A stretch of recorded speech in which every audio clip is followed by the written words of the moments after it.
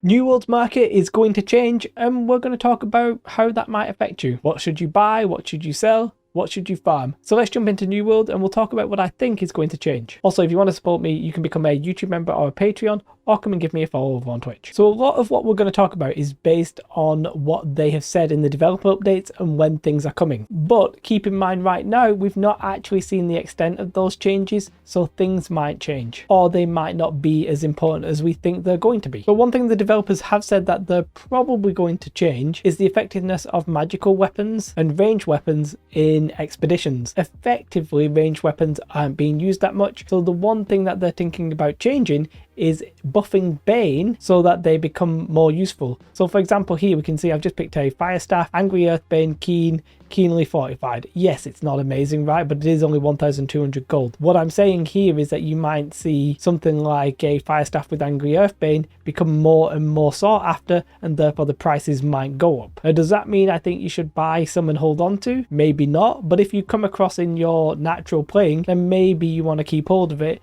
and maybe think about selling after the patch. Now, if the buffed Angry Earth Bane on a Fire Staff isn't that strong, then that'll all be completely pointless, right? Now, this is probably the same thing for almost all the magical weapons, I would guess, apart from the life staff, and it may even be the case for bow and musket. So just keep an eye out for Bane weapons. They may be going up in value. Now, the opposite is true for light armor with resilient and shirking fortification. So what the developers have said is that if you're wearing light armor, then the effectiveness of resilience and shirking fortification will probably be less. Now, we don't know how less, we don't have those details yet. Of course, they could release the details of this patch within hours of me posting this video, and I'm going to look like a fool, but that's just the way things go. But the point is, something like these boots, which are going for an insane amount of gold right now, it's light armor con, freedom, shirking fort, and resilient. Absolutely, fantastic set of footwear here. However, if the resilient and shirking fort got absolutely nerfed into oblivion, then the value of this piece of armor right here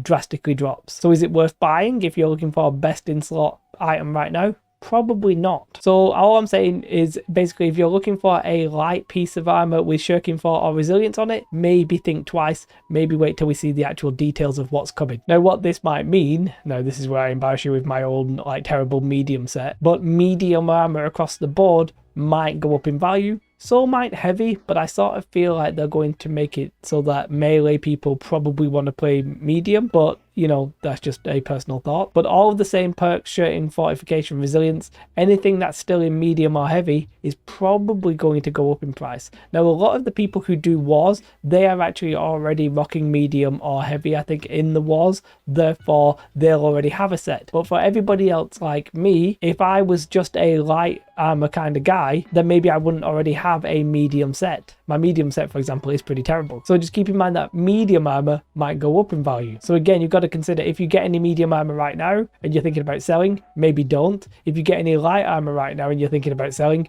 maybe try and rush that out the door. In the same vein as Bane being buffed on magical weapons and ranged weapons overall, it might mean that armor with the ward perk and a weapon perk of those types might become more useful for mutations. Basically, if people are going to be rocking Fire Staff in expeditions, then they might also want armor that has the Bane of that type, as well as a Fire Staff perk. So that may go up. Keep an eye out for those. Now, will this affect stuff like Asmodeum? The answer is probably yes. Asmodeum, Phoenix Weave, Runic Leather, etc. The prices are prone to changing when we have dramatic meta changes. Asmodeum right now is sort of going down in price, I think, a little bit. So is Phoenix Weave and Runic Leather. And we're at this sort of awkward point with New World right now. We have a diminishing player base. There's no two ways about it. That's just true. And we probably still have an excess of those cooldowns that people crafted when we had a lot of players. So right now the value is trending downwards. Do I think people will re-roll enough to bump up that price? Maybe when the patch initially drops, but I think ultimately we'll probably not see a massive trend because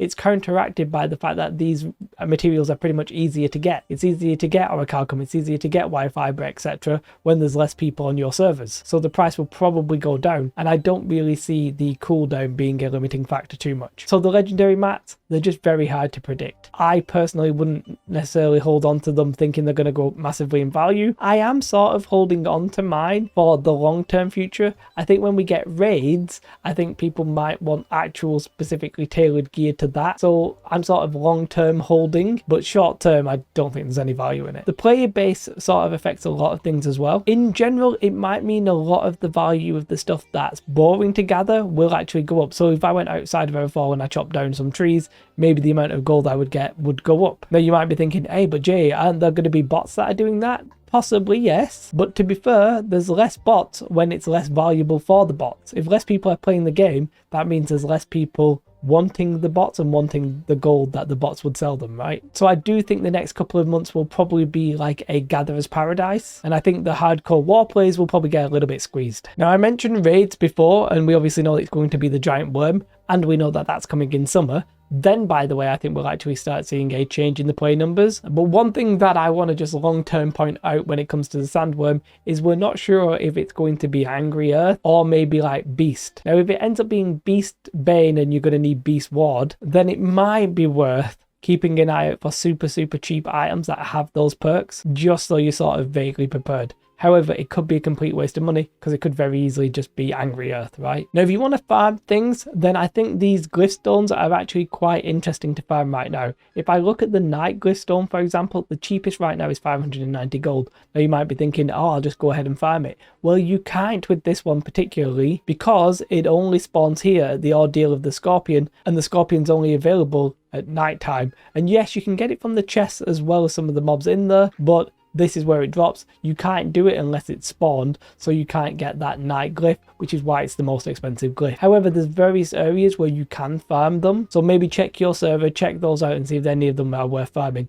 You might find something valuable. Also, if you're not going to want that glyph, you could just sell that right now. If you already have some from questing, or maybe you've done it in the past and you just don't realize. Sell. Now, this one is a bit of a wild one, but because of the influence changes that we've been promised, how we're going to be having influence pushes at specific times with multiple forts, it might get there to be more world PvP. And if you're going to be doing more world PvP, then you're not going to want to die. Now, you don't die if you can heal yourself, and healing potions may go up because of that. Now, they're so little in price right now that it might be worth just buying a couple of thousand, storing them in a shed somewhere, and just forgetting about them. Now, infused regen potions are a little bit more already, but the point still stands that they could in theory go up. I personally wouldn't really look at like actually crafting the outcasts because it's quite a bit, but if you farmed Azoth water, for example, it may go even higher in value. Just stuff like that. I'm not 100% sure how the potions will even change. Maybe they will, maybe they won't, but maybe pick up some cheap potions now, hold on to them, and if they go up in value, you're happy, and if they don't, you've not really lost all that much. Well, if you buy the normal ones, if you buy the regen potions, you might lose a bit. Just for my own personal meme at this point,